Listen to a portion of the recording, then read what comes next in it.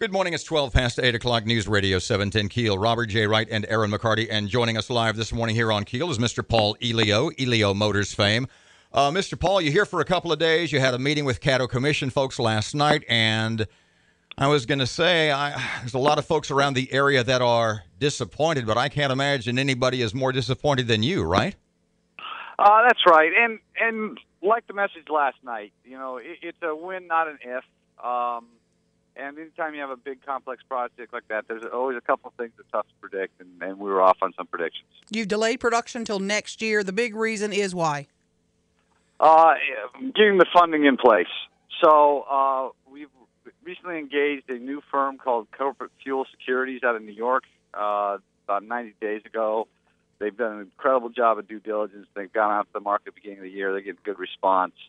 But as importantly, we're actively selling the surplus assets at the plant, and that will provide enough capital to get us to the next level. So now it's a race to which one will happen first to set up the rest of the timeline. I was just going to say there probably is no one in the world less entrepreneurial than myself, or if you look at more entrepreneurial than you. When you're trying to do, what is the process of raising that kind of capital? How do you go about that? Well, this is a particularly difficult project to raise capital for. So there's different pools of capital out there. You have the VC types, the venture capital guys, and they like pre-revenue startups, but they like to invest $500,000 to $5 million. So they don't like this many zeros. And then you have the private equity types. They're very comfortable with this number of zeros, but they like to see revenues.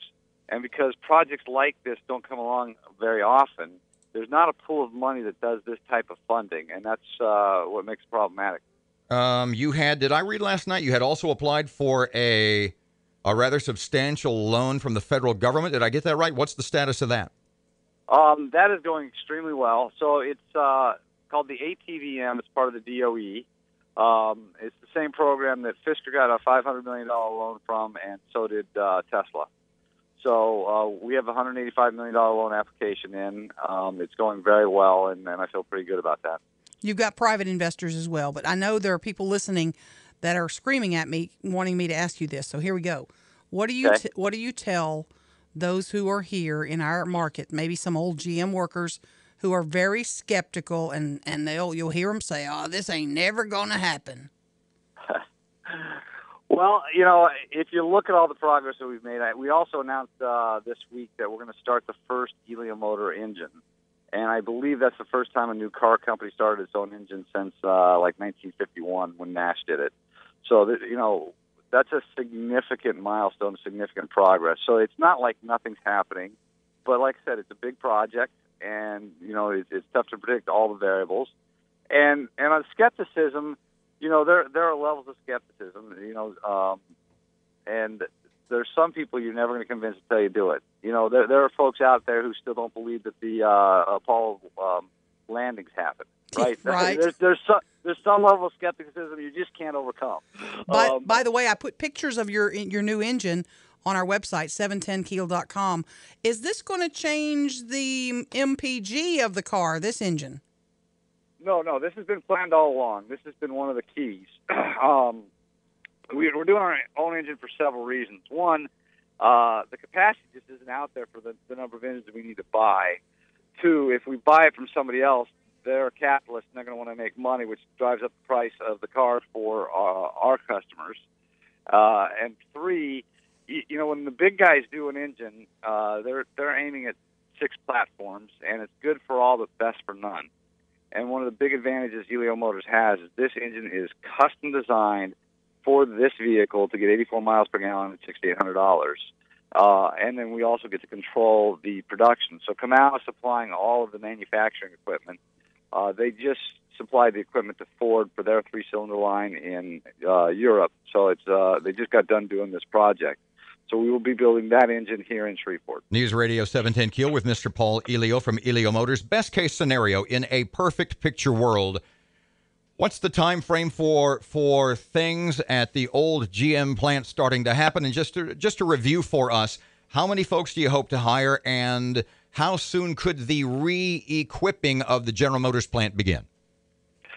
So we're committed to hiring 1,500 people, and I'm not pegging an exact date this time. So I'm saying first half of 2016, and the meaningful ramp up of hiring will happen about 60 days before that.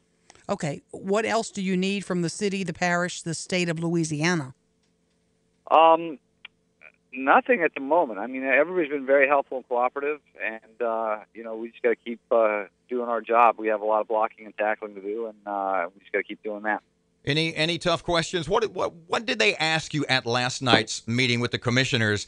And what was it a difficult line of questioning for you, or were they optimistic about the future the way you are?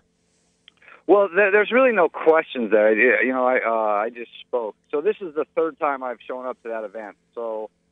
We announced that we were going to acquire the site 2 years ago, and then Ken Epperson invited me to his town hall meeting a couple weeks after that announcement, and then I've been there every time since.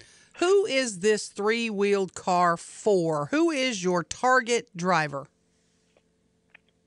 Well, we tritely say it's E for everyone. It's kind of like Coke doesn't have a demographic. I don't think this vehicle does either. So it works differently in different folks' lives. If you're a high schooler, it's your primary car. If you have an F-150 that you need to haul plywood from Home Depot, but you're taking that back and forth to work, this becomes an and vehicle. So you own an Elio and your pickup. So it works differently in different folks' lives, but we cut a wide swath. Once again, if we look at a best picture scenario, would you hope to export this vehicle to Europe or Asia in a future time? Absolutely. So we have a lot of incoming interest from Asia, from Europe, and from South America. We're focusing on getting the first vehicle off in a quality manner here, and then we'll look at around the world for what's the next step. But I'm pretty confident that this will be a global vehicle. Paul, Elio, I'm going to get my order into you today. I thank you for joining us this morning.